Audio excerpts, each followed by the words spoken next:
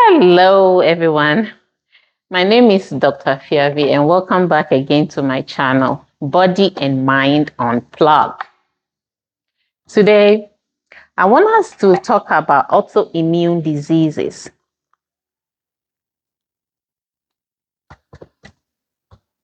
When you hear about autoimmune disease, what comes into your mind? Do you have an autoimmune disease? Do you know anybody who has been diagnosed with an autoimmune disease? Let's put it this way. Are you living with type 1 diabetes? How about lupus?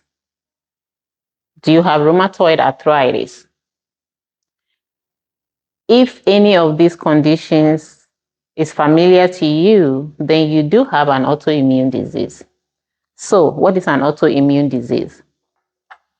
Autoimmune disease basically is a condition where our body's immune system start attacking itself. You know, our body's immune mechanism or system is supposed to help us fight bacteria, infections, and diseases, right? But sometimes it get confused and start attacking itself. So when that happens, you may develop a disease called autoimmune disease. Let me use this scenario. Let's say you have a security guard and his job is supposed to drive away thieves.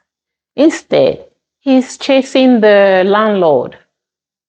That's confusing, doing the exact opposite of what he's supposed to do, right? That is exactly how an autoimmune disease, that's the mechanism of an autoimmune disease. So today, like I said, we don't have the time to talk about all the other autoimmune diseases out there. So I want us to focus on a very common one known as rheumatoid arthritis. Rheumatoid arthritis is a condition where your immune system starts attacking or affecting the linings of your joints. So you may experience joint stiffness, swelling, inflammation, pain. It's usually diagnosed in people between the ages of 30 and 60. Does that mean that if you fall outside that age group, you're not going to develop or you're not prone to developing rheumatoid arthritis? No, that's not what I'm saying. I'm just saying that it's more common between that age group. And it's also more common in women than in men. Okay? So if you're somebody who is experiencing any of these symptoms, it's very, very important that you talk to your healthcare provider so you can properly be diagnosed and treated or managed. Who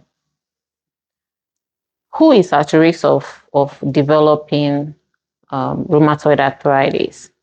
You know, smoking is bad for us. We all know that it can lead to a host of problems. The same way, it can also increase your risk of developing rheumatoid arthritis.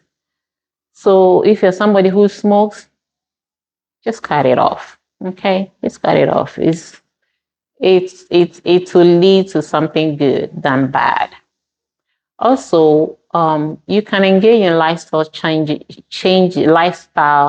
changes like exercise, eating healthy, and all that good stuff. Some of the treatment options of treating rheumatoid arthritis or managing rheumatoid arthritis is your healthcare provider may refer you to have physical therapy or occupational therapy. Specific exercises can also help manage your condition. And he or she may also prescribe a class of medications known as DMARDs, so a medication in a group called DMARDs. And these medications can help manage your pain and swelling as well. Unlike osteoarthritis, where I like to call wear and tear, rheumatoid arthritis is more than that. It affects both joints. It can affect both hands. It can affect both knees. Okay, it affects bilateral body organs. So when it goes for a long time, without it being treated or managed, it can lead to a host of complications. It can even attack your organs. It can affect your heart, your lungs, even your eyes. So it's a very serious condition if not properly managed. That being said, you don't need to live in fear or suffer every day in silence without seeking help. That's why it's very important that anytime you wake up in the morning with these symptoms, because it's very common, the symptoms are more prominent in the morning or periods during rest.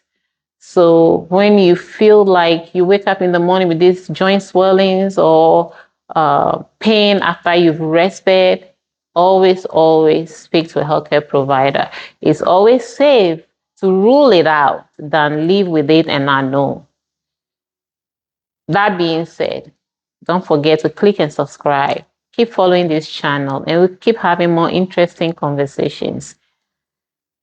Until next time, stay safe. I'll see you.